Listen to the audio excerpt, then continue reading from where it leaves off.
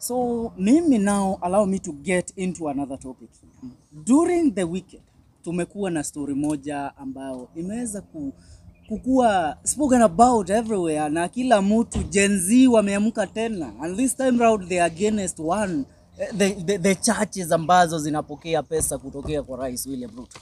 Last week, not this week ambayo imepita, last week but one, Rais William Ruto gave 20 million Kenyan shillings to one Bishop Edward Mwai wa kanisa la Jesus Winner Ministry. Na pale Jesus Winner akaahidi ya kwamba tena I will be back with another 100 million Kenyan shillings. Vijana wakasema umezoea kutusoma. Sisi hatuna chakula, hatuna kazi na unaendelea kutoa tu. Wewe kazi ni kutoa tu. Kwa makanisa lakini kwetu hautoi. So jana wameamkia pale, kuamkia pale wakapata contingent ya GSU officers imelazwa hapo kulinda kanisa la Jesus Winner. Vijana walikuwa wanaumwa rungu na kufungiwa huko ndani. Unasikia? Kando na hilo, rais amekwenda kwao nyumbani kule Eldoret. Akatoa another 20 million Kenyan shillings. Akawaambia hata museme nini, amunitishi, amunibabaishi, maoni kwa sasa. Bwana kijana mzee. Nafikiri sasa mahali imefika, William Ruto amekuwa dictator, amekuwa kichwa ngumu. Yale mambo ambayo yanakera wananchi ndio anapenda sana kufanya. Na mimi nafikiri ya kwamba hasa mahali imefika ni wananchi tu wakubaliane. Sababu hizi pesa William Ruto anapatiana si za kuuza mayai ama kuuza kuku. Hii ni pesa ya wananchi, ile ambao tumeambiwa na Auditor General ya kwamba for the period of 6 months kumekuwa kukitolewa pesa idadi ya 1.3 trillion. Hii ni ile pesa tumeambiwa juzi ya SHA ambao haipatikani 104 billion. Hii ni pesa watoto wetu wanakatwa kwa mshahara kwa lazima kupitia sheria mbovu. Wanakatwa 1.5% ati ni pesa ya kujenga manyumba bandia, program ambao ni tapeli. Hizi ndizo zile pesa William Ruto anazunguka nazo na magunia akijaribu kuhonga mapasta, akijaribu kuhonga makanisa. Na kwa sababu ni mwerevu, anajua hizi evangelical ni makanisa ambazo ni za watu binafsi. So kwa hivyo akiita Pastor Karen ama aita Pastor State House ama aita Pastor kwa hoteli yake, unajua hivyo ndivyo inafanyika. Wakae chini waongee, wakubaliane. Nitakuja kwako Sunday, nitakuja na kiasi hii ya pesa. Wewe jaribu kutengeneza maneno, nitengenezee platform, hubiri zile mistari ambazo zitakuwa zinafanya watu wakuwe na hike na site na nini yote. Alafu tuone vile ambavyo tunaweza shikana.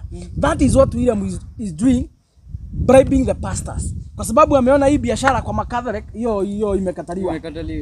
Kwa PCA hiyo bado pia imekataliwa. Hizi mainstream churches hii maneno imekataliwa. Lakini hizi makanisa za watu binafsi unapata pastor anajiita majina 10, Dr, Bishop, Pastor, Apostle, Prophet, hizo makanisa. Si ati nawakosea heshima, lakini anapenda sana hizo makanisa sababu hizo ni makanisa ambazo zinakontroliwa na mfumo. Ndizo watu wengi nowadays wanaenda. Unajua sasa wameoshwa akili. Hizo makanisa mingi ama mapasta wanajiita hizo maapostle, maprophet, mapasta wa kutoa watu mapepo. Ama mapasta wengi wamebrainwash, wameosha wafuasi wao akili. Kuna nguvu za giza wanatumianga kuhakikisha kwamba wamefanya manipulation. Wale wafuasi wao wameoshwa akili, hakuna kitu mbaya wanaweza ona kuhusu wao mapasta wao. Unajua hivyo? Yeah. So that is why William Ruto amekimbilia hizo platform kupeleka zile pesa huko ndio aweze kununua wale watu. Na kwa sababu ni kama anaonekana ya kwamba ameamua kutumia pesa ya wananchi kununua au mapasta na kununua au wafuasi ambao wamekuwa brainwashed. Wananchi mahali imefika ni sasa waungane. William Ruto akipeleka milioni 20 kanisa ile, wananchi wanaenda kwa hiyo kanisa, wanachukua hiyo pesa. Wanachukua hiyo milioni 20. Wanaenda kujenga mashule. Akileta milioni 20 kwa hii kanisa, wananchi wanaungana, wanapata huyo, wanaendea huyo pastor, hiyo pesa wanafanya recovery wananchi wenyewe, wanaenda kujenga mashule, ama wanaenda kulipia watoto shule ama kujenga madarasa. Mahali tumeona huko kwa Rift Valley, watoto wanasomea chini ya miti. Mahali imefika sasa sababu hii pesa ni ya wananchi. Hii si pesa William Ruto. But je, nikuulize kijana. Hakuna mwanasiasa anaweza chinja mbuzi yake ndivyo paka ipate damu. Let me ask you. Wanasiasa wanachinja mbuzi, wanakula nyama sababu hawezi kunywa damu, wanapatia paka. Alafu wanakuja hapa kurukaruka wakisema kwamba vile wanachinjia paka zao mbuzi. umesema kuna watu wameoshwa nini, they are brainwashed. Let me ask you a question. Jana mukasema ya kwamba tuna occupy. The Gen Z wakasema tuna occupy kesho. Wakakuja jana pale. Wakafukuzwa. Rais akaenda kule tena akatoa. What is the picture the president is portraying to the public and the masses? Kwa sababu kama na akasema watu amutakataa Mungu akuje Kenya, Mungu atakuja Kenya, mpende msipende. Mungu hahitaji pesa, kwani Mungu ni maskini? Unajua Mungu wa William Ruto nao wakora mapasta, pengine ni Mungu maskini. Na ni Mungu hata hana adabu. Sababu anategemea pesa ya wizi ndio ajengewe madhabahu. Yule Mungu tunajua hagojei pesa za damu ati ajengewe madhabahu. Yule Mungu sisi tunajua si Mungu tapeli na si Mungu mkora, si Mungu mwizi. Si Mungu ananyang'anya watu pesa anaacha wakikufa ati akajengewa madhabahu. Yule Mungu sisi tunajua ni Mungu ambaye ni wa kweli na ni Mungu ambaye ni wa haki. Huyu Mungu William Ruto anatuambia ni Mungu wao wamejitengenezea na wao mapasta watapeli au mapasta wakora. Sawa sawa. Na ni vizuri hata niambie wa Kenya, hawa wafuasi unaona wameoshwa akili kwa makanisa. Hawa mapasta wengi wanatumia majini fulani. Kuna mapepo za giza wanatumia kumanipulate wafuasi. Na ndio maana leo hii wafuasi wanaambia pasta wenu ndio ule amepata kwa mwanamke. Lakini wanasema hapana, pasta wao haizi fanya hivyo. Wanaambia ndio huyu amepata kwa mwanamke. Wanasema pasta wao haizi fanya hivyo. Washirika wanaambia ndio huyu pasta wenu amepatwa akilala na mwanaume. Na ushahidi ndio hii. Wafuasi wanasema hapana, pasta wetu haizi fanya hivyo. Hawa wafuasi wamefunikwa macho. Kuna nguvu za giza wametumiwa. Na hawa mapasta wao wamefunikwa hawawezi ona. Ndio hata wakiambiwa pasta wenu ndio ule tumempata akibaka mtoto mdogo, hawawezi toka kwa hiyo kanisa, hawawezi hama. Wao wanaamini pasta wao haizi fanya hivyo. Those fellows hao ni watu ambao wametumiwa mapepo, wametumiwa nguvu za giza. Through hii anointing wanaambiango sijui wanapaka mafuta. Sijui wanapaka mafuta. Hii mafuta unasikia kitajwa hii. Kuna nguvu za giza na majini zingine. Hao washirika wanatumiwa. Wanakuwa kwani hii siku tumekuwa na hii kesi ya Shakahora. Watu wanaenda kufunga huko mpaka wakufe. Wewe unaweza enda? Hawezi enda. Kwa nini? Haujatumiliwa hizo nguvu. Haujafunikwa macho, haujaoshwa akili. Lakini yule ambaye ametumiwa hizo nguvu za giza ameoshwa akili, anaenda hapo kwa msitu, anajifunga, yeye na watoto wake mpaka wanakufa. Kwa hivyo ukiona washirika ama wafuasi wanasema pasta wao hafanyi makosa kuchukua pesa ya wizi. Ukiona wafuasi wanasema kwamba pasta wao hafanyi makosa akilala na wanaume wenzake. Hao washirika wametumiwa nguvu za giza, wametumiwa majini, zimewafunga macho, they are brainwashed, hakuna kitu wanaona. And that is why I'm saying, hawa mapasta wanakubali kuchukua hii pesa ukora. Wakipewa hizi pesa na William Ruto, hiyo grupu yote wako na Mungu wao wamejitengenezea, yule ambao wanaabudu na wanaamini, lakini sio yule Mungu wa kweli, yule ambaye tunajua ni Mungu wa haki na ukweli. Kijana msafi, before I end to you Bwana Songa Songa, nitiko na swali tu la mwisho. Bwana Bishop Edward Moi alikuwa kwa mstari wa mbele kumkampenia William Ruto akiwa naibu wa rais. Tuko pamoja? Alifanya a lot of things to make President William Ruto the president of the Republic of Kenya. Mbona mnakataa Edward Moi enjoy privileges ya mtu ambaye aliombea akaweka pale? Ni maombi yake imejibiwa. Moi ni mkora, Moi ni mtapeli. Hakuna maombi yake ilisaidia William Ruto kushinda kiti. Si alikuwa anamuombea pale. Ni kura za Wakenya. Hatuku kwa ballot hatukuhesabu maombi ya Moi. Kwa ballot tulihesabu kura zile Wakenya walipiga. Na kama maombi ilifanya kazi, hakuna kitu maombi ya Moi ilisaidia. Kama ingesaidia William Ruto angekuwa analala huko Jiazuina. Hangekuwa na ruka huko venye ruka huko kila siku akiomba Wakenya kura. Hakuna mtu alizunguka Kenya hii kila kijiji akitaja kila barabara, akitaja kila mzee wa kijiji kama William Ruto. Kwa nini alifanya hiyo kazi yote kuzunguka akitafuta kura kama maombi ya Moi ingemsaidia?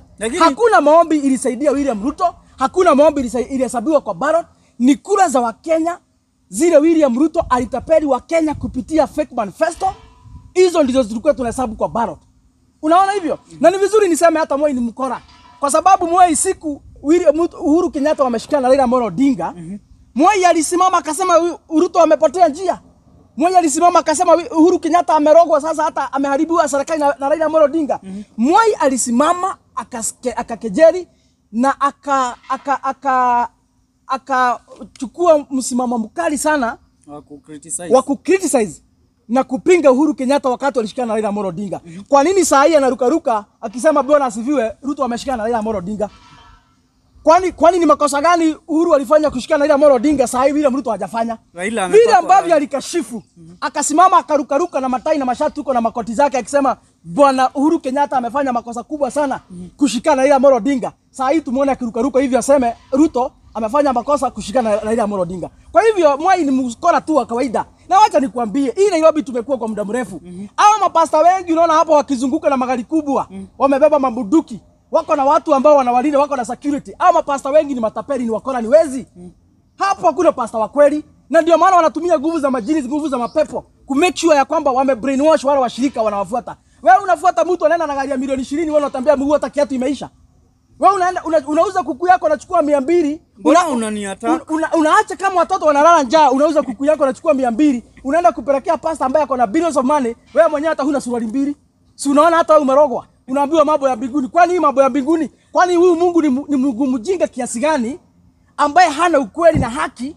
Anataka mtu mmoja atembee na ndege na gari za mamilioni, mwingine anatembea na suruali moja kiatu imeisha. Kwani huyo ni Mungu aina gani? Ama pasta wa Nairobi watu wetu wajihadhari sana. Na ndio maana nilisema tuondoe siasa kwa kanisa. Watu wetu msikubali siasa kuletwa kwa kanisa sababu William Ruto anawajua na atawatapeli kwa kanisa kutumia hawa mapasta wakora. Na kama nadanganya William Ruto apeleke hiyo biashara Catholic.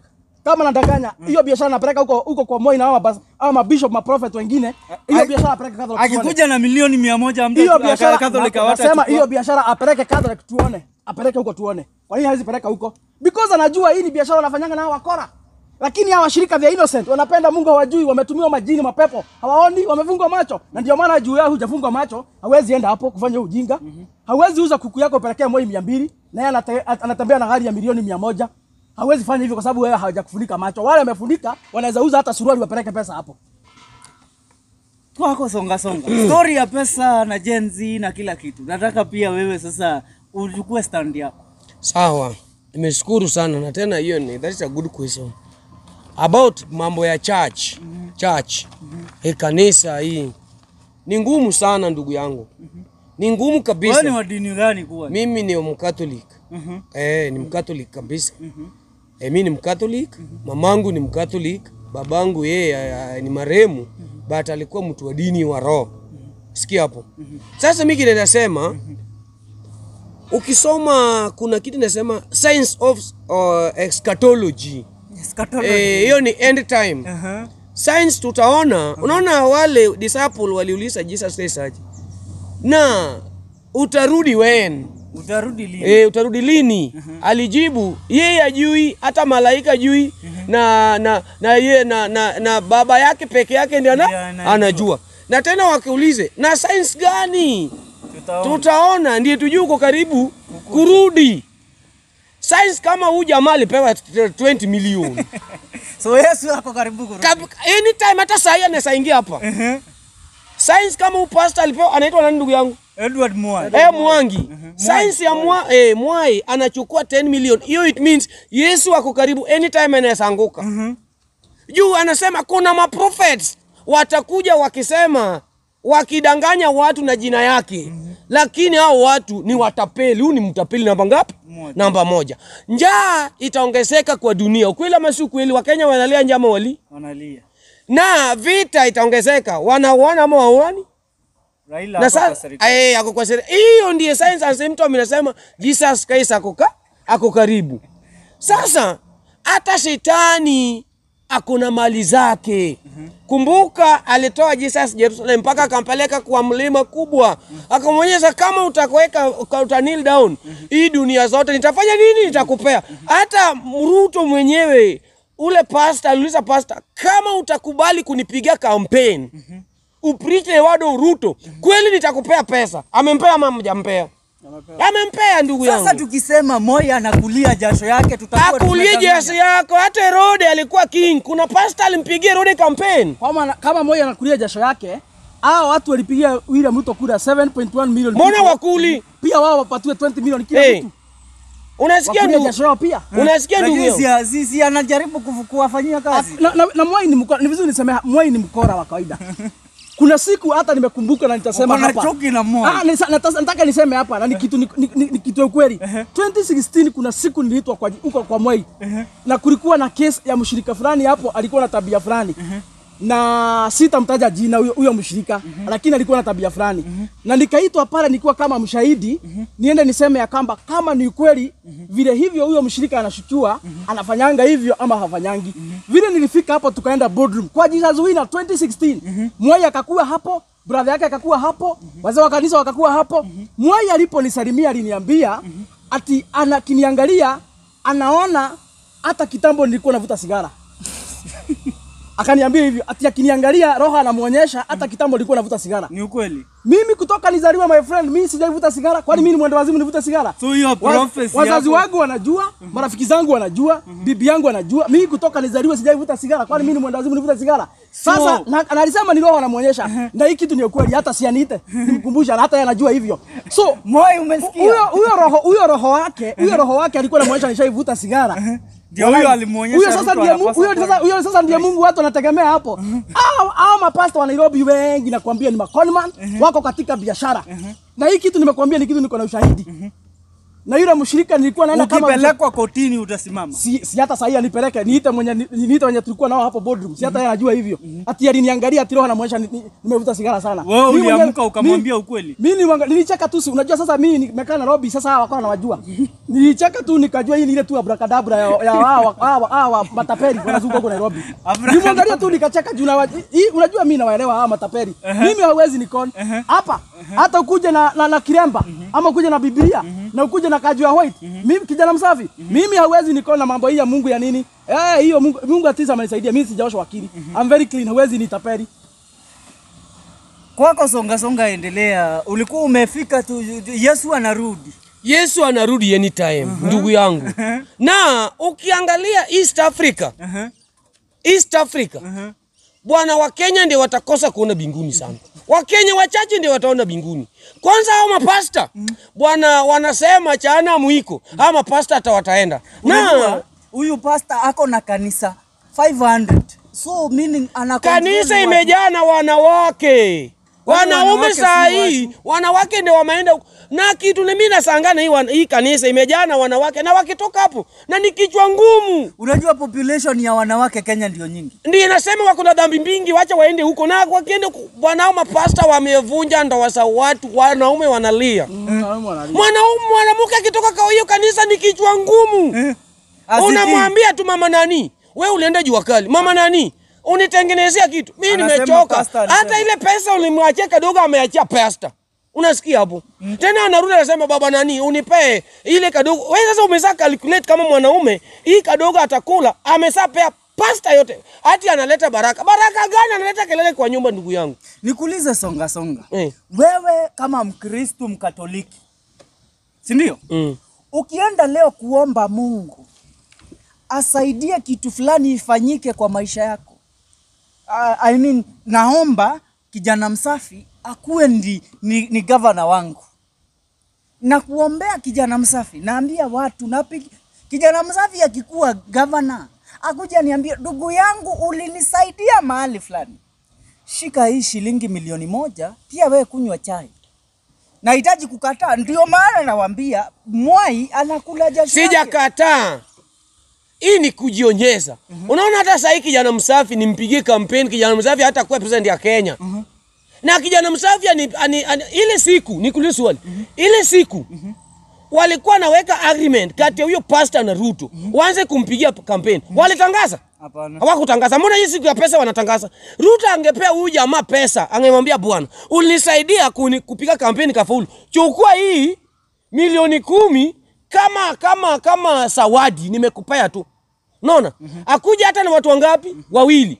Juu Biblia inaandika ameandika mahali kuna watu wawili kuendelea mbele Mungu akupa ako hapo. Sasa hata Ruto angekuwa na pasta watu wangapi? Mungu bado angekuwa tu hapo. Angempea kama zawadi na Mungu amekubali kweli Ruto amerudisha mkono. Mbona anatoa pale? Na hii masaa ametoa Ruto. Ninasema si hata kusema Ruto ametoa pesa mingi na ametoa masaa mbaya. Unasikia hapo? Ametoa masaa mbaya. Masaa Mkenya anaangalia. So bwana saa hii ndugu yangu. Ndugu yangu 20 million. 20 million. Na Mkenya, hiyo ni sasa secret yangu. Nasema hiyo masaa sasa Mkenya kama 10,000 Mkenya anasikia kwa ndoto. Kwa ndoto tu jenzi anasikia kwa ndoto. 20 million. Je, kama if proportion kama 10,000 jenzi anasikia kwa ndoto. Je, 20 million will be what? Sikudanganyi. Hao watu wataenda kwa hiyo bwana, sikudanganyi. Kenya sasa watu wamechanuka ndugu yangu. Kitu niliona jana, bwana wa Kenya wataki mchezo. Na wakisema sema wanaenda Eldoret. Safari ya kwenda Eldoret wataanza hapa Friday. Wale wako na matatu, wa vijana kwenda Eldoret. So Eldoret Friday. Eldoret Express huko. Watu wanaenda Eldoret. Hiyo kanisa pia Ruto afanye mzuri tena. Ruto tena hii Sunday. Ruto jaribu. Bwana mimi nashangaa kila siku. Aende Kisumu. Mbona Ruto atapeleka tu hiyo pesa Kisumu 20 milioni hivi. Upeleke hata Migori unatoka na wanachukua. Sasa nataka kumwambia majenzi hivi. Wasikue mbali. Ukisikia Ruto anaenda kanisa, anakuja hapa anakuja kutoa 20 milioni. Watu wakae tu hapo. Huyo pastor anatoka hiyo unataka. Immediately ajaribu tu kwenda Lula na hiyo pesa. Ndiye atajua kweli Jaluo anajua pesa kuliko vile anajua pesa. But sasa baba ako kwa serikali. Nini? Kama unataka mtu sasa wako anga na sasa hataki mchezo, yule Jaluo unasema nini? Huyo mkijana Jaluo anataka pesa kutaka pesa. Juu Mjaluo ndiye sasa anafanya kazi ngumu hapa Nairobi kuliko kabila zote. Sasa it means anataka pesa. Usiku na mchana Jaluo anatafuta pesa. Sasa hii 20 milioni Ruto akapeleka huko. Mimi nashangaa na kabila yangu sana. Ndugu yangu, I'm sorry hata nikitoka kwa topic kidogo. Jaluo anasema ako kwa serikali ndugu yangu. Unasikia? Na Ruto akienda Lula anapiga presa. Anacheza ball. Na mali zingine akienda naweka 10 milioni, 20 milioni. Na mtu Jaluo anasema niko kwa serikali, niko kwa serikali ya nani bwana? Mtu ako kwa serikali anaonekana. Tukirudi kwa swala la kanisa.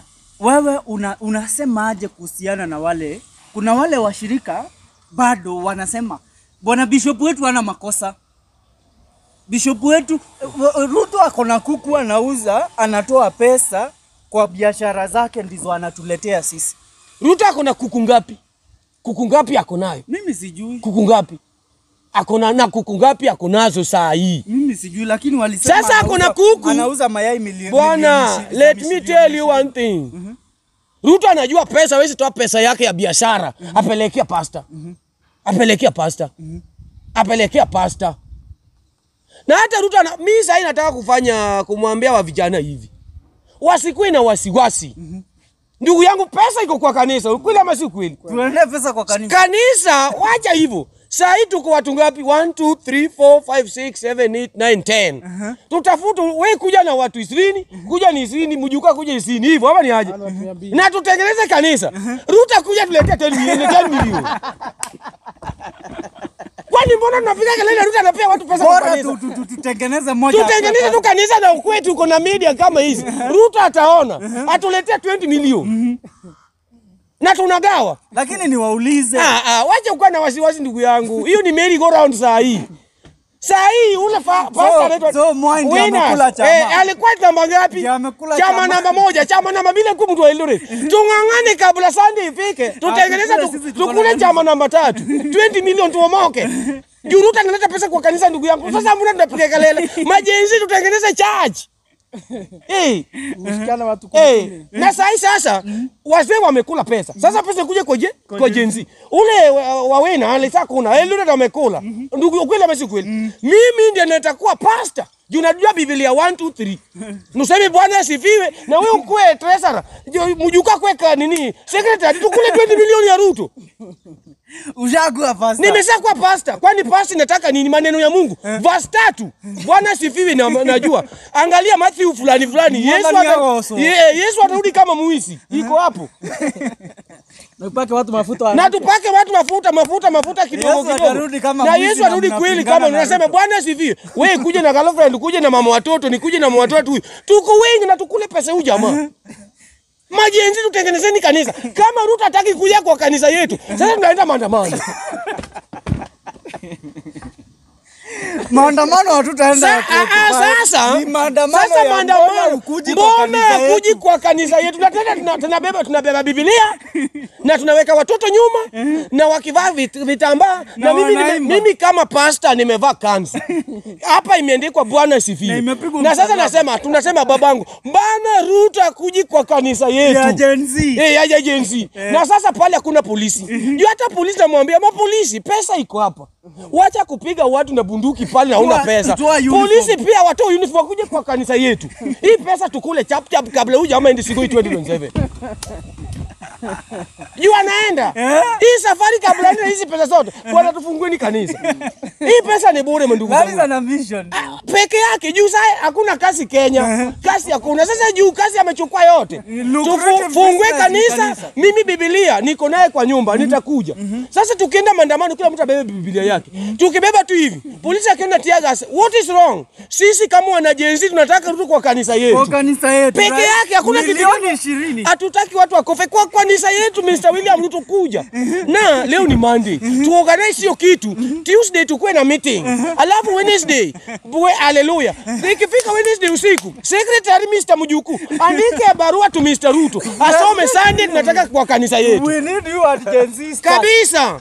Na tena pale tunataka tumwambie wewe ndio utadecide akuje Jacaranda kwa chachi yetu ama kuje wapi. Tunataka mahali anaweza kuja. Jacaranda iko sawa. Jacaranda kwanza tunaweka tent. Ruto, you are highly welcome to kanisa ya Gen Z, lakini rules and regulations lazima kuje naye ni 20 million. 20 million and above. 120 million juu tuko wengi. Kwanza zilitolewa 120. Tuko wengi. Gen Z akuje na pesa mingi. Juu kanisa ndiye watu wanachukua baraka. Hata sisi tumefungua kanisa. Na maombi tutamuombea. Kawaida, kwani wale pastor wanashinda na nini? Na maombi itakuwa gani? Maombi ni Bwana sifiwe. Yesu atarudi kama muisi.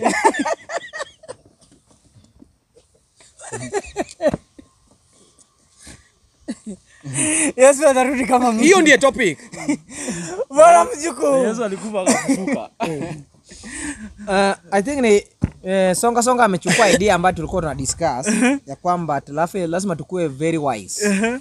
Na hii nilipiga jana hesabu mimi nilianza jana nikasema kwamba lazima tukule 20 million ya Ruto. Na jinsi the way songa amedrive ni hivyo ndio namna. Tunataka kumpima Ruto na njia zote. Je, anapenda Wakristo ama anapenda wakora wengine kwa kanisa? Kama anapenda waumini na songa amequalify kukuwa pastor. Jo neno la Mungu tunajua na jina msafi akikuwa mweka zina iko sawa. Atuletie pesa yetu, si anapeana pesa kwa kanisa. So hii tunamwalika rasmi jinsi songa amesema. Na nafikiri kuna conmanship. Wezi na watapeli. Sijawahi ona Ruto akienda kanisa ya Pastor Ng'ang'a. Sijawahi. Na kama Ruto anaamini ya kwamba kuna Mungu, nataka nione kama mbeba pesa aende kanisa ya Pastor Ng'ang'a. Kwa nini wanakwepa Ng'ang'a na iko tu pale railway? Kwa nini wanaenda mbali Eldoret na wanawacha tu Ng'ang'a tu hapo kwa railway tu? Tena kwa shamba ya serikali mbali ni mwa. Kwa nini wanaenda mbali? Unadhani mbona wanaepa? Kwa sababu Ng'ang'a huwa entertain nonsense. Unajua Ng'ang'a ni mfungwa ambaye alitoka kwa jela, so ni ngumu sana kumdanganya. Yeye ndio mjanja kumuliko. So there's no way Ruto anaweza kumdanganya Ng'ang'a wafanye naye biashara ya kuibia wa Kenya. Juu Ng'ang'a pia ako kwenye mboka. So waizi wengine hawezi kaa katika kwenye ni moja. So unamaanisha Ruto na Ng'ang'a hawawezi kaa kwa nyumba moja sababu wote ni wakora. Yeah. Ng'ang'a na ako kwa biashara na anajua hii biashara yake ikileta Ruto atainterfere na biashara yake. So ataki Ruto. Mimi nimekaa chini nimejiuliza kwa nini Ruto wanasiasa wote include Uhuru Kenyatta. Kwa nini aendenge kanisa na iko tu hapa railway tu karibu. Hata unaweza amua leo aje nitembee sitaki magari. Hawaendi. Kwa sababu kuna kitu wanajua Ng'ang'a na Ng'ang'a wanawajua kindani. Jambo la pili, ile shamba ambayo huyo Pastor Mwai yako ni shamba ya utapeli.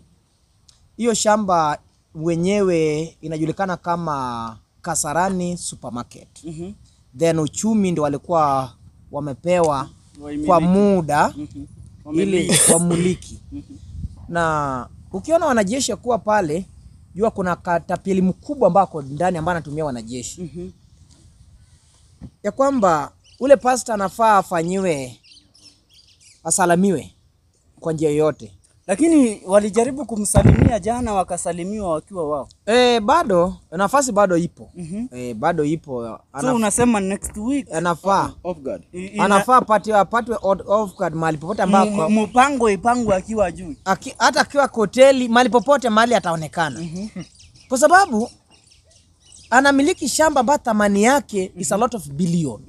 Yenyewe mwenyewe ana capacity ya kupata hiyo pesa, kwa sababu tukianza kumfanyia auditor kama yeye kama Pastor Mwai ana uwezo wa kununua ile shamba, kwa sababu ile shamba iko na thamani sana. Washirika wanatoa pesa. Washirika gani?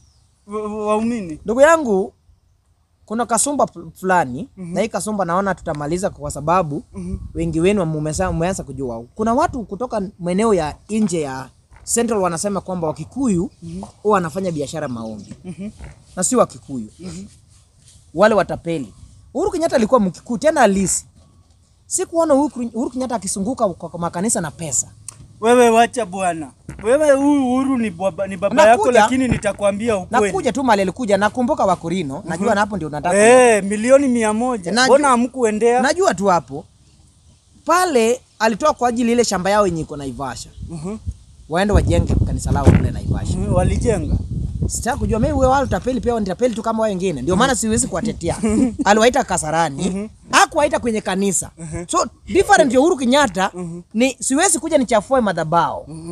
But ule mtu anafanya biashara ndani ya kanisa. Yenye Yesu Kristo alipoenda kule Yerusalemu akaona jinsi watu wanafanya biashara, akafungulia njewa na kila kitu akamwaga, ikaenda.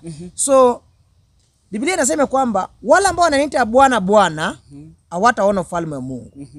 Mmenipata vizuri? Na wale ambao wataniita Bwana Bwana si watakatifu. Unajua Ruto alikuwa evangelist. Maybe kwa wakora, lakini sio kwa wale ambao wanaenda mbinguni. Mimi natumia Biblia. Wale ambao wananiita Bwana Bwana hawataona ufalme wangu. Na wale pia ambao wanasimama pembeni ama gengeni ya barabara wakibiri neno ya Bwana pia hawataona nini? Ufalme. Kwa sababu wao pia wanatumia njia ya mkato kuiba watu. Huko kwenu kanisa nyingi ni za SDA. Mimi sio MSDA. Mimi nashiriki kwenye kanisa ambalo linajulikana kama Divine Grace Fellowship. So wewe Under pia God ni Palace. Pentecostal. So niko chini ya Pentecostal. Na swali ambalo tunauliza ni swali rahisi. Kwa nini Mheshimiwa Ruto apeleki pesa kwa mosque? Si Aden wale rafiki yake? Ama Waislamu hawana tatizo la pesa? Wako nazo. Hawana tatizo la ujenzi ya kanisa? Wako nazo. Kwa nini Ruto ashiriki huko every Friday? Na kwa nini William Ruto asiaende kanisa kule pia Turukana atoe pesa? Kwa nini? Huko hakuna watu wengi. Hakuna watu wengi. Inamaanisha hii ni biashara ya black market. Kuna watu ambao wamekuwa brainwash na hao watu wamekuwa brainwash ndio naletewa pesa. Mimi nataka kuambia, na mbona mostly ni hapa Mount Kenya. Na ndio nakuja ya kwamba Mount Kenya watu ikuwa wengi, akili pia inajanjaruka. So Mount Kenya kuna watu ambao leo wana opportunity ya kwamba naweza brainwash watu wachache ni waibie. Ndio maana kuna few churches, si kanisa wote Mount Kenya. Kanisa wachache. Mtu mmoja yeye ni doctor, yeye ni apostle, yeye ni evangelist, yeye ni professor, yeye ni engineer. I know one person. So mtu mmoja unakaa chini unajiuliza, mtu alisoma wakati gani? Na aliitwa na Mungu wakati gani wakati alikuwa anasoma? By the way, unajua Ruto pia owns those titles. So, kabla akuwe mwanasiasa alikuwa evangelist. So najua ndio maana alikuwa na abiria wa hizi ambao nao hizi wako koka plus yeye pia akupata ukovu. Unajua mwizi pia anaweza kuwa mhubiri. Unajua wakati umeponea kupigwa risasi makalio unaenda kupiga Mungu asante kwa sababu umenikwepa kwa kifo. Wow. So hizi vitu zote hapo nasema alikuwa evangelist, sijui alikuwa anahudumia kanisa gani. Tunaomba kujua hii kanisa. Ati Ruto anauza kuku na mayai. Anatoa milioni 20 kila wiki. Sio ile Ruto namjua. Ule Ruto anajua pesa. Ule Ruto ambaye alikuwa anakuwa katika kwenye YK92. Ndugu zangu, hata mimi mjukuu leo nikibarikiwa nipate pesa ndani kana naweza toa milioni yangu 20 yenye nimesweat na kuja niwekelee kwa madhabahu. Unless kama kuna ile agano nataka kuvunja na Mungu, na hiyo sio tangazo. Nimebeba milioni yangu 100 but haitatangazwa kwa sababu ni agano yangu na Mungu. Na nitaenda pale niombe niwekelee tapeli, mkora, munyang'anyi, ambao wananyang'anya watu. Kama SHA haifanyi kazi, capitation education haifanyi. Hizi pesa Ruto akitoa within 1 month, tuseme ameenda almost kanisa 4. Hii ni pesa ngapi ametoa? Nikuulize, ukipiga hesabu unaona kanga Kakikuja akitoa 20, jua kuna another 20 ambayo amenunua hao washirika ya kupiga makofi. Ukisema ile shangwe, hiyo ni pesa imetembea. Pesa 200. But class ya Ruto 500. So kama kanisa ako na popularity ama karibu idadi ya waumini 500, piga 500 kwa hao watu. Wametumia pesa ngapi? Plus wale ambao pia wamengoja inji ambao ni wanasiasa, pia watachotewa hao. So in a day Ruto anaweza tumia like 100 million. 100 million in a day. So hebu piga hesabu hiyo pesa inakunywa maji. But so system education haipo.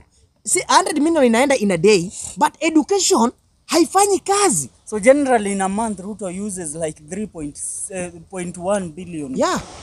Na hii pesa ndio editor general akijaribu kuchungulia, unapata within 7 months 1.3 trillion imeenda. Na imekulwa na Mheshimiwa Raila Odinga, imekulwa Mheshimiwa Rais William Ruto. Na Bishop Moi yeye anapata tu matone. Huyu ni tapeli mkubwa. Nilisema bado narudia leo. Ukiona kanisa lako kama Mheshimiwa Rais amekuja, ama mbona usipoama watakuuza hadi nguo zako. Kwa sababu wako na ujanja ya kubrand wash. Kesho watakwambia usa TV, leta sadaka. Utauza. Usha shamba, utauza ulete. Utagundua wakati wameama na hiyo kanisa itakuwa imevunjwa. Na hiyo kanisa kuna kujenga permanent ni temporary ya chuma na mabati. Anytime inaweza bomolewa na watoroke na waende. So unamaanisha washirika wa Jesus kanisa zote si wanapaswa kuanza kuhama. Nitajie kanisa kubwa ambayo imejengwa na mawe, ambayo Ruto anaenda. Kama si ya tent kubwa, ni ya mabati na chuma. So ukiamuka asubuhi watakuwa wanakata na grinder, wameama na wamefunga simu. Pesa zenu zimeenda, shamba yako imeenda. So be very careful. Mimi siwezi shiriki. Kanisa ya Ruto anashiriki. Siwezi. Hiyo ni hapa na bado na hapa. Na nikiona pastor yangu anatembea na Ruto, tunawachana upasa kwa sababu ni mkora. Mwisho utapiga nduru. Mwisho na mimi naenda kuuza shamba yangu. Na wakishakula watavunja kanisa na watoroka. Ati kanisa si permanent. Hakuna kanisa ya permanent ya Ruto anaweza enda.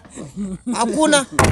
Ni ya mabati ya buluu imechomolewa na mabati na chuma, ni chuma ndimewekwa kwa sababu chuma ni kukata na rahisi. Unafunga wafungue tu. Anytime inaweza funjwa na watu waende. Na ukikuja unapata hiyo shamba on sale. Shamba inauzwa. Watu hawako. Ama government property. Ama don't try. Na pastor pia lali hapo. Pastor lali hapo. So ukipata na wengi wao ama pastor hawatumii number plate genuine. Wengi wao utapata gari haina number plate. Na kama iko temporary imewekwa hapo mbele ya gari, haijafungiwa gari kwa sababu gani? Is a conman guy. Hao watu ni watapeli. Hizo ni number plate ambazo wa hizi tu wanatumia. So ukiona Ruto kwa kanisa lako, toroka.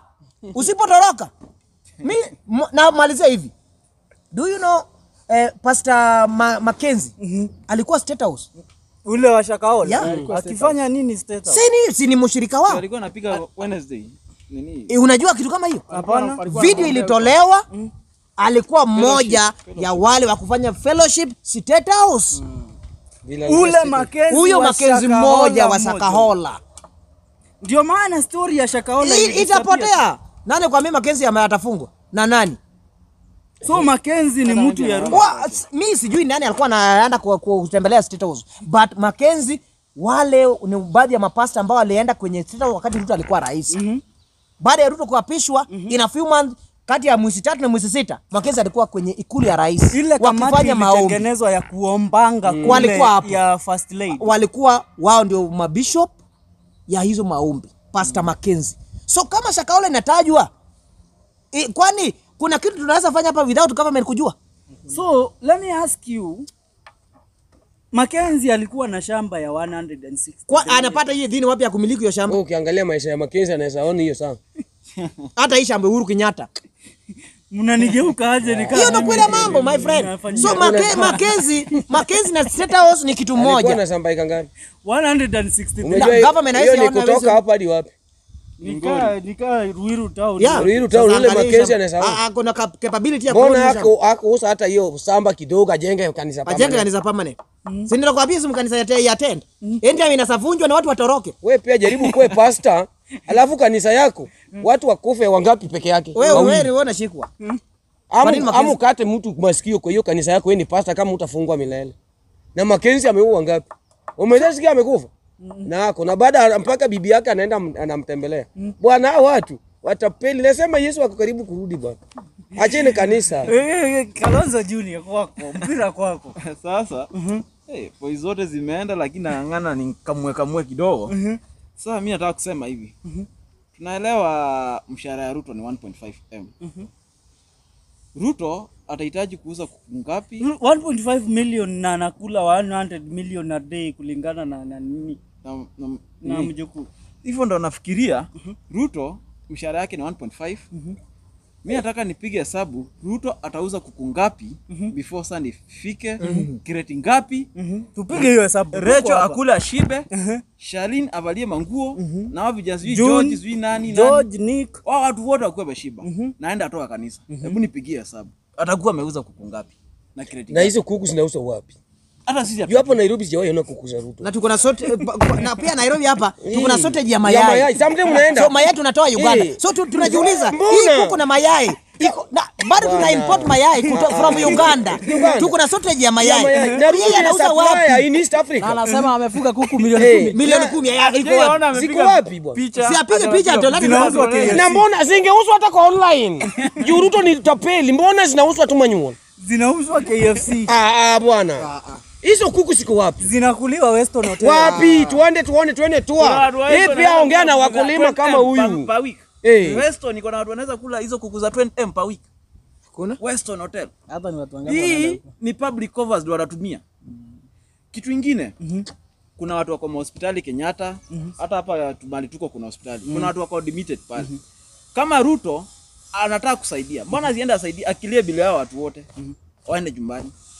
Mimi nataka kusema hivi. Jua hao watu inaweza kuwa watafikisha 2027.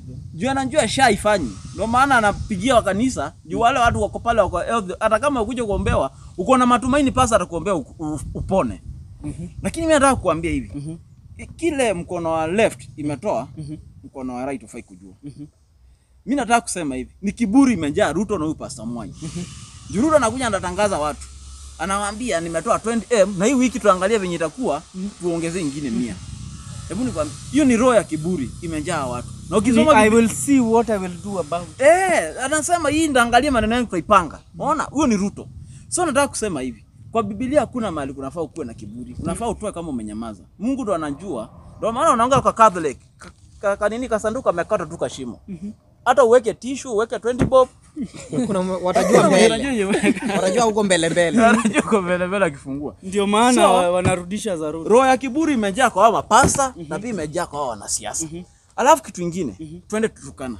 Turkana hakuna mashule, hakuna mahospitali. Unajua Turkana mimi nimesomea Turkana. Niambie, huko shida tupu. Shida tupu. Bado huko kuna vita. Mbona Ruto hizo pesa si divert ziende huko. Ziende saidia wale watu. Achukue 20 milioni ape huyu mtu wake ambaye anapiga kelele huyu muhizi ya ng'ombe huyu. Inaitwa nani? Huyu mbunge wa Baringo Kamke. Ambao watoto wanakaa kama sasa mvua inanyesha. Anaamini wale watoto wajaenda shule. So mtu ambaye akili ni kama ya ng'ombe. Si aombe hiyo 20 milioni ya rais. Abajenge na ECD. Ana kanisa. Si ajenge na ECD. Ana kanisa. Si Ruto ni rafiki yake. Si aombe rais. Lakini sasa ana biashara gani? Ndio nakwambia labda afungue kanisa. Wanafanya biashara ya utapeli. Kama wewe zungumza rais, nimpe 20 milioni jengwe ECD. Na unatuambia uko kwa serikali. Wao ndio wanapanga jinsi Ruto ataongoza 25 years. Moja amekuwa 25 years anatoka Baringo. Na mimi kwetu nimesoma kwa nasari, sijasoma kwa miti. Ng'ombe baada anatutajia 25 years na watoto wanasoma kwa miti. Ng'ombe ni ng'ombe. Unaona sisi hata kama unatoka Luland na tumekoa kupuison hivyo. Lakini Rift Valley tumeshinda. I'm telling the truth. Hakuna siku Rift Valley mmeshinda na Rift Valley imekuwa kwa uongozi. Hakuna, hao ni watopeli wajui hiyo kitu tungepewa hata hii kitu. Hii wamerule for karibu sasa Moi amerule 24 years. 24 kuna ile alikuwa. Wacha tu niseme tu hiyo 24. Plus hii Ruto tumempea ya bonus hata hii bonus hakuna 3 mbele. Hiyo ni 20 what? Hiyo ni 5 plus 24 ni 29. Na sisi tujawahi onja hata siku ngapi? Ochuka ndiye alionja kidogo tu ete tu. Ongeza na bado hakuna Jaluo moja alionja for 6 hours alikuwa Ochuka kutoka Kisumu. Hiyo ndiye tulionja. Hiyo peke yake ndio tukakalia. Na hakuna Jaluo anasoma chini ya miti. Hakuna mtu hakuna. Mkale bado wewe bwana wewe mwalimu unafundisha Mkale. What is the meaning of geography? Akona bunduki hivi. Za nini bunduki? Anakuuliza what is the meaning of geography? Anasema ng'ombe. Wao ni watu aina gani? Alafu MP yao bado bwana hao watu wako nyuma. Alafu ndio unapata kama Jaluo bado amesoma profesa daktari. Bado anasoma gazeti. Umeshapata Mkale gani akisoma gazeti? Tuseme tu kweli hata Ruto mwenyewe hataki gazeti. Oscar Sudi aje hata elimu ya gazeti ni ya kufunga nyama. Umesaona? Gazeti yake ni kufunga nyama waende nayo. Jaluo mtu anasoma gazeti bwana. Ako na tai, ndevu amenyoa vizuri. Baada atapanga line kupigia Ruto kura. Jaluo learned person. Professor, daktari, mwalimu. Unasema nini? Mtu akipiga ukiuliza pathed anajua meaning of pathed. Bottle ni anajua. Anajua. Zoology anajua zote. Baada anaenda kupigia mtu anachunga ng'ombe kura. Iwezekani bwana. Hata na dawa atupigie huyu mtu. Na wewe nikuulize, unadhani mbona Ruto hajaienda kanisa ya Pastor Ng'ang'a benye mjukuu amesema? Na vile Ng'ang'a ni mkali, Ng'ang'a ni Jesse kivyake. Maule anasema yeye ni komanda. Nilimuona pale Jakaranda. Bwana ule ni komanda. Anagundusi. Yeye umejua kupata, mimi nimeshangaa sana. Kupata hata mtu, hata wasanii naona Ngalulani. Kupata msanii anaimba na anapiga gitaa ni ngumu sana. Umepewa talent mbili at a time. Bwana ni ngumu. Hata wewe mwenyewe saa hii chukua drum pale. Piga hiyo drum na wewe mwenyewe ndio unaomba. Hata una nini unaimba. Babu iwesekani. Ni watu moja hata wasanii. Ni watu moja. Unapewa talent at the same time talent ngapi? Ni kama upate ya footballer. Huyu mtu ni goalkeeper na bado anaweza cheza hizi namba za ndani. Ni moja. Unaona? Ng'ang'a ile ni genius.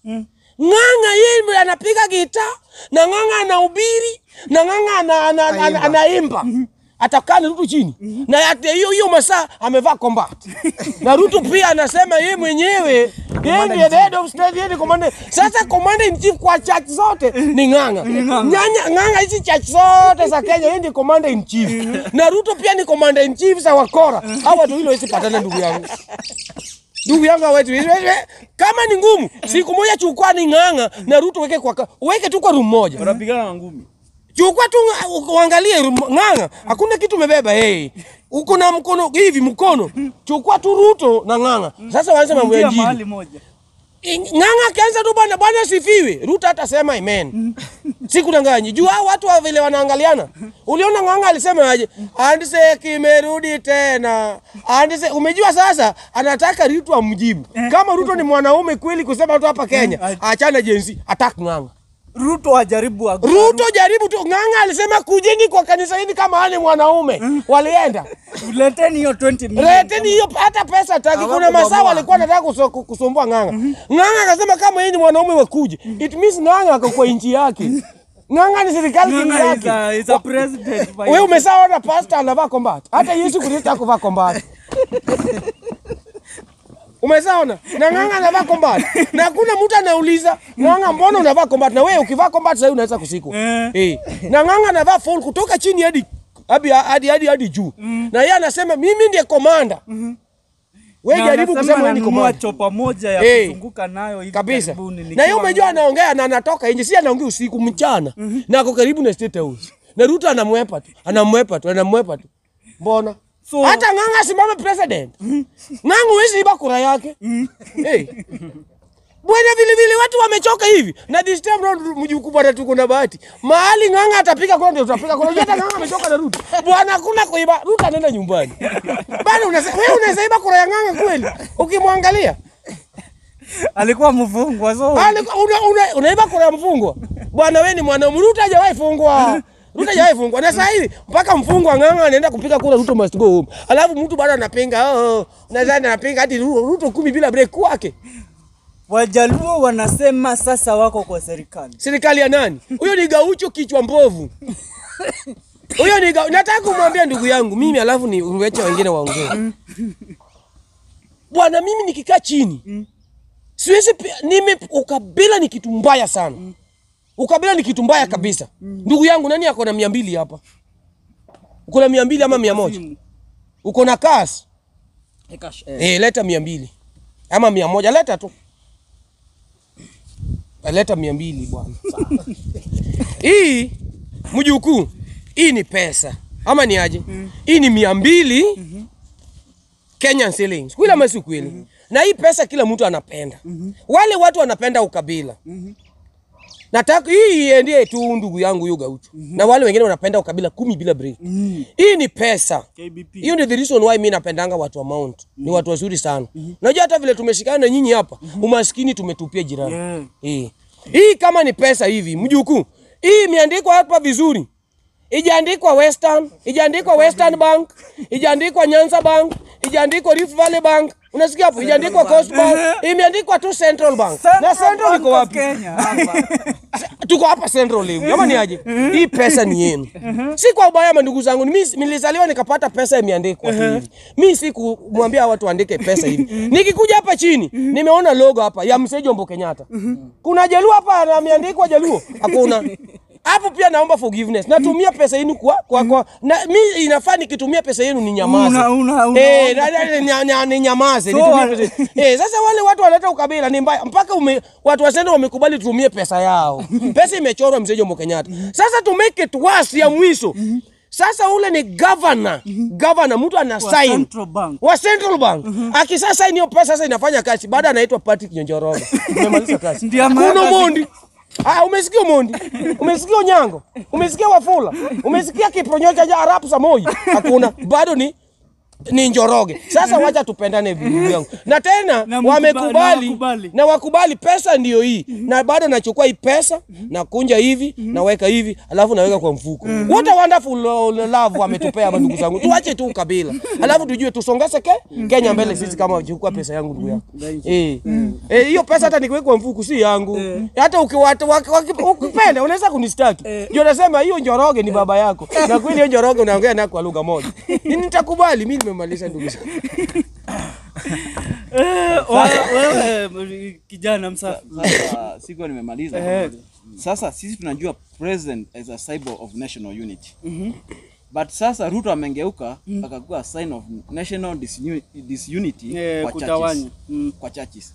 Jana kuna watu wangepokea mafuta pale JWC au kupokea. Instead walipokea tear gas. Sasa hiyo ni mambo ya Ruto. Yeah. Na huyo sasa ndo na expect atoi Kenya aipeleke tu unajua sisi Kenya tunakuanga third world country. Tunafaa tukue saa zingine wanga anatulinganisha na Singapore. Nashinda huyu mtu kichwa yake inafanya kazi. Hata Australia, Canada. Yani, zile vitu anafanya ni kama ni kwa ndoto. Zile wananyonanga hizi series, hizi movie. Mtu anajirusha kutoka juu ya ngoro mpaka chini. Anaona sarakasi sana. Sasa yeye anatufanyia sarakasi huyu Ruto. Alafu ile kitu kingine juu ya wakati venye alisema songa. Pia Manjezis ni valuers. Wanaweza enda waangalie 20 million, tuangalie kazi imefanya kwa hii church waone ni dash. Hiyo pesa yote imeingia kwa pasa kwa mfuko. Sasa utafurahia ama utanini utakasirika. Hajajenga church. Venye alisema tunafaa tuungane. Hata hao watumie usibadilishe, wakuwe tu Ruto akipata hizi zile sura alipata kwa hii church bado anazipata kwa hiyo church nyingine. Na bado iendelee tu hivyo. Tukule hizi pesa mpaka tushibe. Lakini ndio sasa tujue maana tunaweka kura yetu. Alafu kuna nini? Hii Sunday bado naona ni kama naweza safiri niende Eldoret. Pia nataka safari inaanza accountability. Ikue. Ruto mahali na nini tunafuata nyaya zake. Venye walisema, tunafaa hata watu wanafaa chanuke venye walisema, watu wakue tu nje ya kanisa. Pastor akinini hata kama atatumwa na pesa anashikwa. Ndio polisi hiyo masaa. Enda utoe. Akitoka naenda na polisi. Kama amekiwa na check, tuchukue check, tungoje imachue. Tuende tutoe pesa. Juu hizo ni pesa zetu. Unasikia kuna container iko State House. Imenjaa mapesa. Bado kule kale. bado kule Karen kuko hivyo hivyo. Wanao ukisikiza uongo unapewa dhao yako, wewe unaishia. Bado tunataka system iko hivyo Kenya mzima. Ruto nikikuja nikimsikia kidogo dhao yangu, najua niko na unga nikirudi kwa nyumba. Hivyo ndio inafaa ikuwe system. Hivyo ndivyo tunapaswa kuishi. Yeah. Sasa alafu kitu kingine ushakaola imejaa Nairobi. Cult. Unapata venye walisema paso unampata juu ya bibi ya mtu. Bado unasema huyo ndo amepakwa mafuta. Noko juu ya bibi ya mtu. Kitu kingine bibi yako kwa hii kazi ya 9 months hii ya mimba.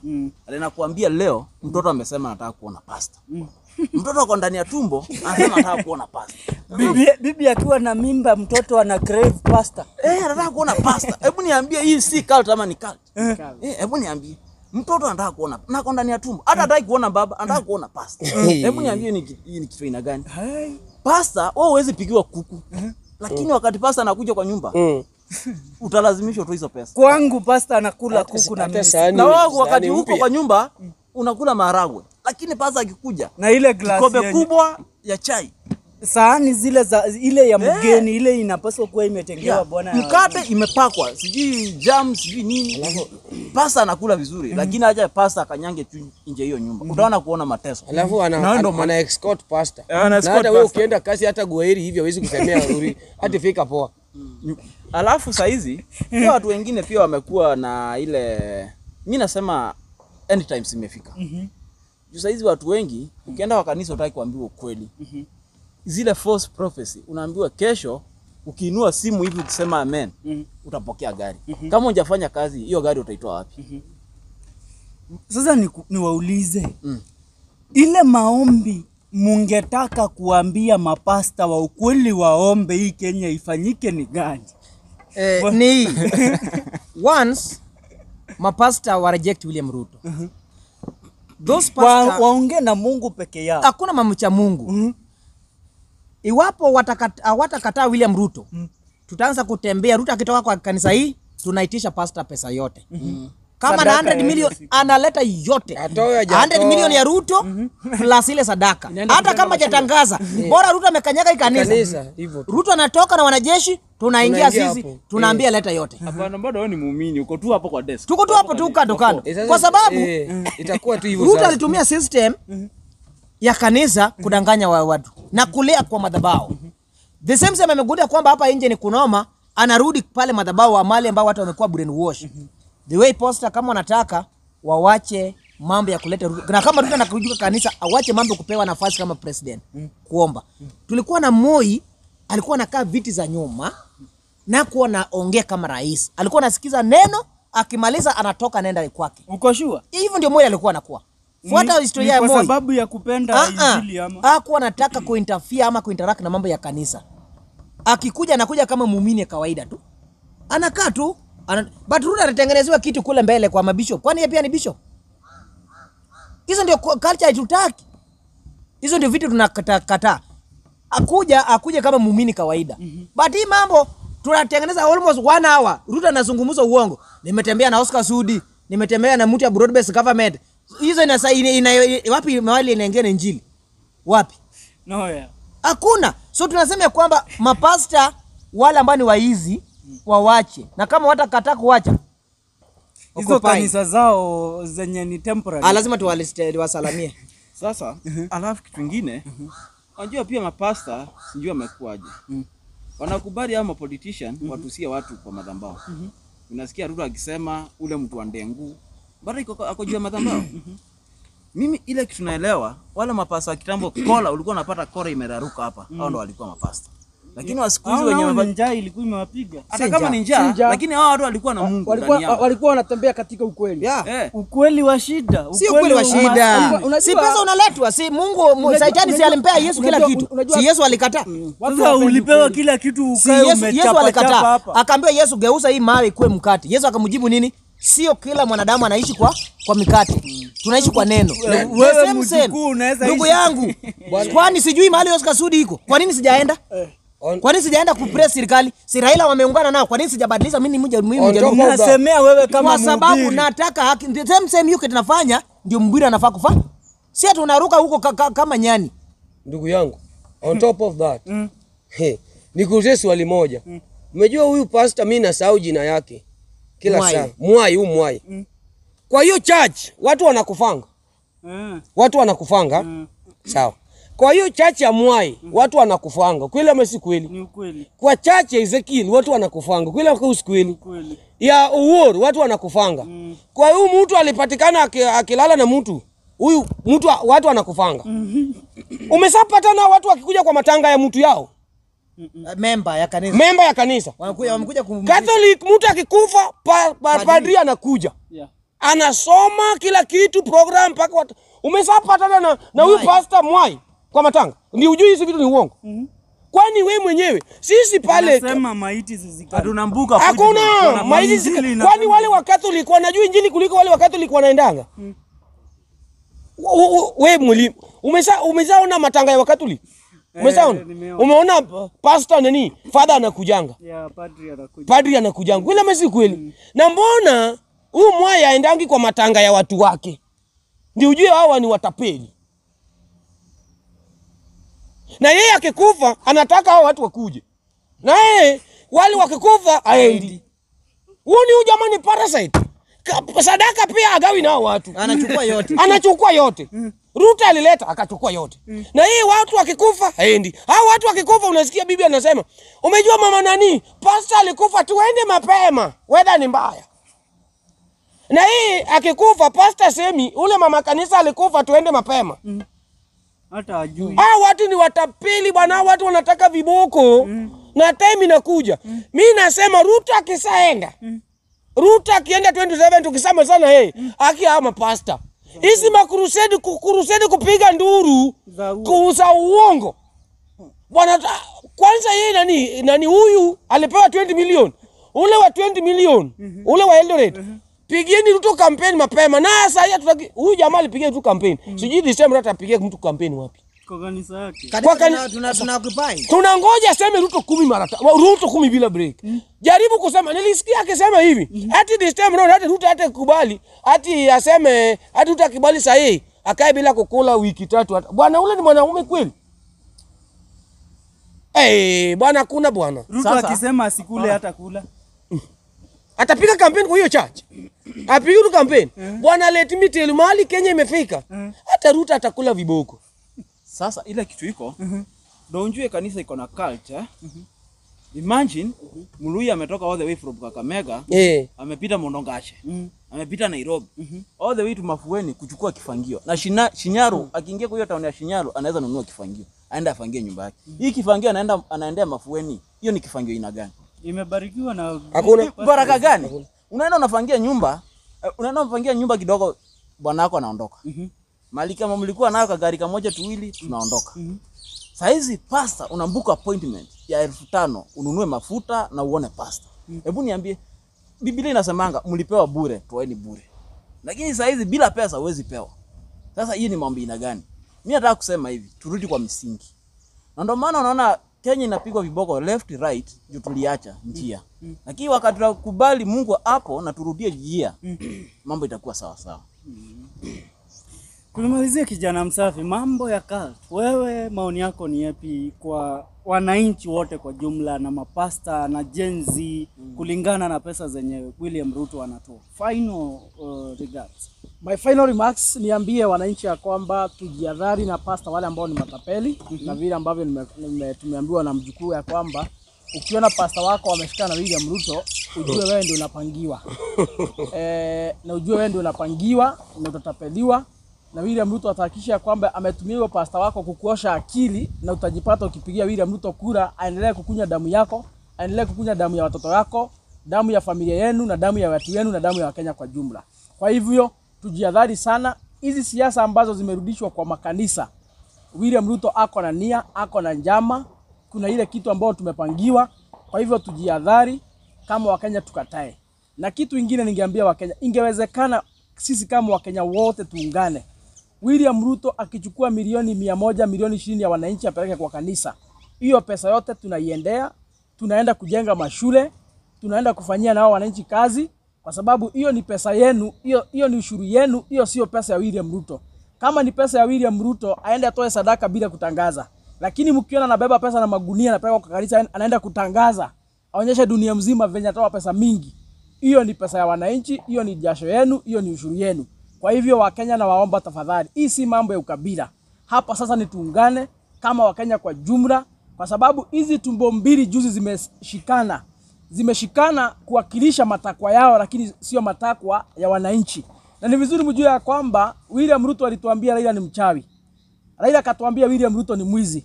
Kwa hivyo for the first time katika nchi ya Kenya, mwizi na mchawi wameungana.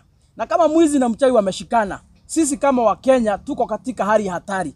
Ni vizuri tuungane, tukatae hayo, tushikane, tutengeneze na tujipange vile ambavyo tutasafirisha mwizi na mchawi, vile ambavyo walikuwa wanaitana moja kwa moja, sababu barabara yao ni moja. Sijui tutashukisha Wakoza Mbodo, mwingine avuke hapo mbele Sugoi, ndio tupata na uhuru na tujikomboe kama Wakenya. Asanteni sana. Kwa majina ni Isaac Mongai aka Kijana Msafi, chairman wa New Gema Young Leaders Movement. Maoni yako ya mwisho na pia ukikamilisha, Bwana Songa, nataka uongelee kuhusiana na polisi, kama jinsi ambavyo jana Gen Z walienda pale, walipata GSU imewangojea pale. Your final remarks. Sawa, mimi nikimalizia nasema hivi ndugu yangu. Mimi polisi wananipigianga simu. Si ati najigamba. Wanapiga simu, wanaumia sana. Sasa kuna kitu wanaweza fanya.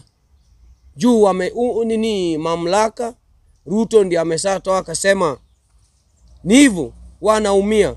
Na nataka kumwambia polisi na majeshi, ukiona sisi tunaenda kwa barabara, mandugu zanguni, sisi tunapigania nchi yetu. Tukisikia vizuri hata watasikia vizuri. Nasikia hapo. Kwanza saa hii kama mtoto ya JSU ama askari amepata amaenda campus, ama mtoto yangu pia amepata wanaenda kupatana huko. School fee ni ngapi? Kama ni KU ni moja. Kama ni Nairobi University ni moja. Nasikia hapo. Sasa lazima wajue vile wanaandala raia. Wasituone hivi. Ati wako na bunduki, wameenda training. Hiyo ndio the reason why Chebukati alikufa na Wakenya wakacelebrate. Raila alifail, wengine kwa Kenya wakasema hata wengine. Hata mimi nilicelebrate. Mimi mwenyewe Kedi Songa nilikuwa nakuka baba atanguka. Wanasemanga mimi ni Kedi siku hizi naitwa Kedi Songa kama no. Najua napigania nchi yetu. Unaona? Kama wanafanya hivyo, hiyo ndio the reason why Masawa alikuwa anapelekwa Haiti. Hakuna hata Mkenya alitetea watu. Kulingana na vile wanatreat watu. Kama hata sasa hii chance inaweza toka wakupelekwa hao watu Haiti.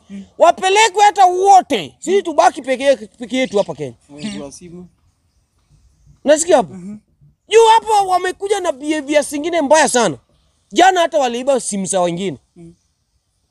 Polisi anakutreat hata kuliko nini. Tunaombea watu au ni my brothers wetu, ni my sisters wetu wa behave vizuri. Unaona? Nikimalizia nasema Wakenya kasa belt. Kasa belt. Safari ni ngumu kama kuenda binguni. Temptation siku mingi sana. Mwizi ameshikana na mganga. Unasikia hapo? Sasa mwizi akiiba, Wakenya wakijua pale mganga anamtibu. Na masa mganga hawezi tiba mwizi bure bwana. Lazima utoe kitu. Ama ni aje ndugu yangu? Mimi sikupea Ruto jina mwizi, na mimi sikupea baba Raila Amolo Odinga jina mganga. Hizo ni nickname. Wote wakipigana pale, ukisikia sasa mama na baba kwa nyumba, wewe ni mtoto, unasikia mama baba anamuita wewe sura mbaya, na ule baba yako pia anamwambia wewe mama nani hauna pesa.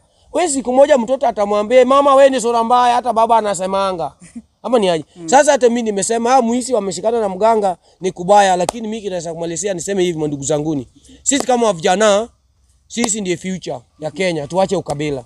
Ukabila ni kitu mbaya sana. Kama unataka kujua, mimi nasema hivi, ndugu yangu Gaucho, wewe ni ndugu yangu, acha ukabila. Hao watu ni watu wazuri sana. Ni watu wazuri sana, hata kama wakipata pesa wanafanya maendeleo yao. Watu wanasema anga ni wezi. No. Mtu beta tupate mtu kama, hata kama ni mtu wa kutoka Central. Uhuru alikuwa rais, walikuwa wanasema Uhuru anaiba. Uhuru akiiba, wanasema Wakikuyu wakiiba. Wakiiba, wanatuletea pale, wanajenga nyumba, Jaluo anaandikwa engineer. Unajua bado narudi kula na watu ndugu zangu. Jaluo anaandikwa mtu wa mkono, anamwaga maji pale, maana baada anapewa pesa. Lakini Ruto akiiba hatuoni. Uhuru alikuwa anaiba tunakula indirect. Unasikia? Lakini Ruto akiiba tu hatuoni. Alafu ukitupoa pia ndio ujue watu wanatupenda. Bwana, Wajaka tuache mambo ya kupigana sana. Siasa ni mbaya. Ukiweka chuki ni mbaya sana. Unaona? Mimi huko Nairobi na rent nyumba ya Athirere Kikuyu.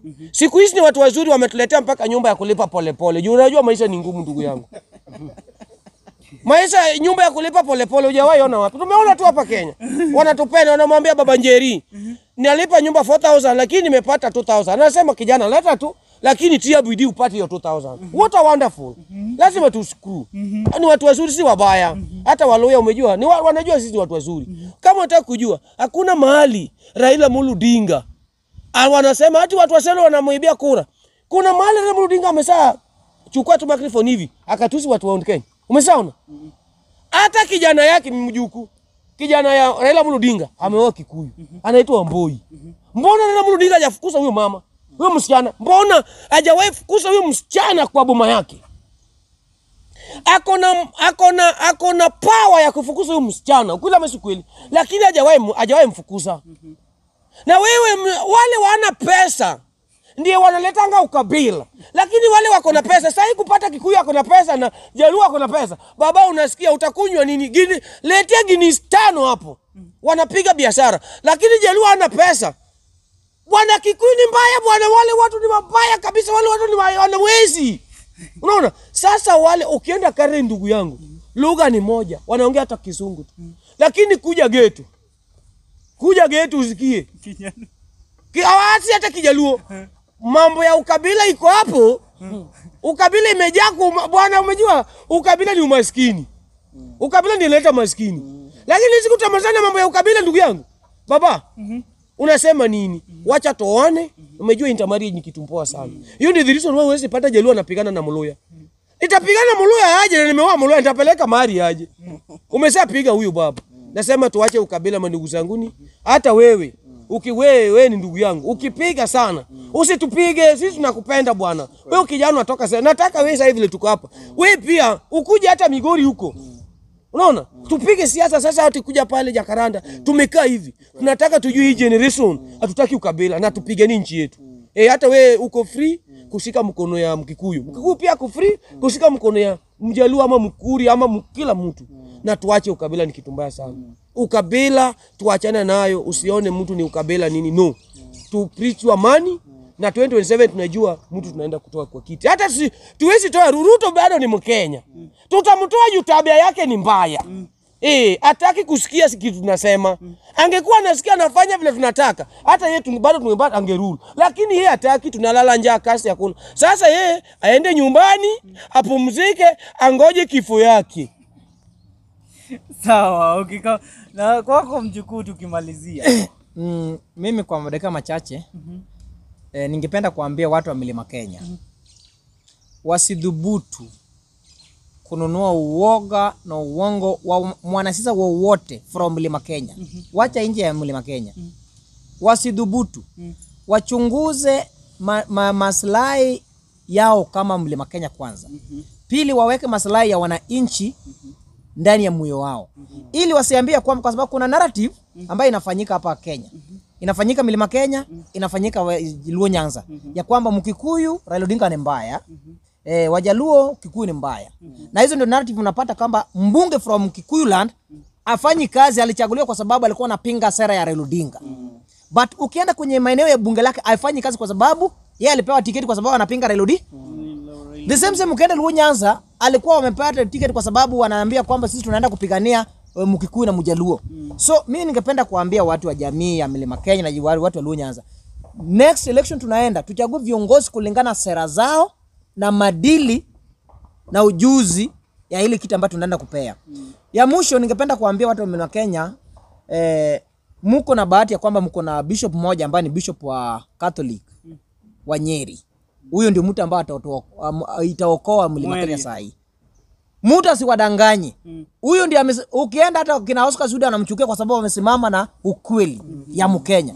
So kama mnataka kuiga kiongozi, mtafute huyu ndio muangalie matendo yake ya huyo Bishop Mwai. Muangalie tu jinsi anazungumza. Yeye pia aende aulize ni mapi nilikosea. Kwa nini huu wakati ulikuwa Nyeri huwa wanasiasa wanampiga na mimi nipenda na wanasiasa? Kwa sababu wanasiasa ni waizi, ndiye anapenda muizi mwenzao kama huu wa Mwai. So mimi naambia watu wa Central, muangalieni huu bishop yenu ya Nyeri. Jinsi anazungumzia kwa Mkenya na jinsi anazungumzia nyinyi kama watu Mlima Kenya. Msidanganywe na mtu ya mwanasiasa yeye ni Mkikuyu lakini anapinga Raila Odinga, kisha mnamchagua alika kina akikuja hapa wanafunzi hawapati basari, wanafunzi hawapati maji, wanafunzi hawapati madarasa. Chagueni kila kiongozi na matendo yake kama amejua jukumu lake ya ubunge na governor. Kalonzo Junior. Sasa na mimi nikimalizia juu mengi tumenena, nataka kusema hivi. Ndaanza na huyo Anton Mweria. Kutoka Nyeri kwa Anton Mweria kwenda Mombasa kwa Martin Kivuva. Kuja kwa Lesapit. Watu wote wanaabudu Mungu mmoja. Makanisa ndio ziko na jina different. Mimi nataka kusema hivyo. Watu wanafaa waungane. Juu wasipoungana, Ruto atabadilisha Biblia ikiwa kwa lugha yake. Ile lugha anataka kuongea ndio itayo kwa Biblia. Alafu kitu kingine, pia na address hiyo Ruto. Juu kwa saa hii ndio akao kwa mamlaka. Ruto lazima ashuke from Eiffel Tower. Asikize ile kitu Wakenya wanasema. Wakenya wakimwambia shaifanyi, ambie shaifanyi, najua inataka some corrections Pia hizi abductions nini hizo vitu zote ziishe na Kenya itasonga mbele, tumvumilie tukimtoa 27. Asanteni sana. Yes, tukikamilisha hapa tumekuwa kikao cha siasa tukiweza kuzungumzia mambo yote ambayo yamekuwa yakiendelea katika taifa letu la Kenya for the last 1 week. Na umesikia tumekuwa tukiguzia makanisa, tumeguzia siasa. Yes, na tumekuwa na televisheni nyingi hapa kuanzia Chuma Moto TV, Morori TV, Kikuyu Star TV, Jane TV, DJ Sonny M na zinginezo. Mimi niite FK Mwenda kutokea The Kenyan Daily Report.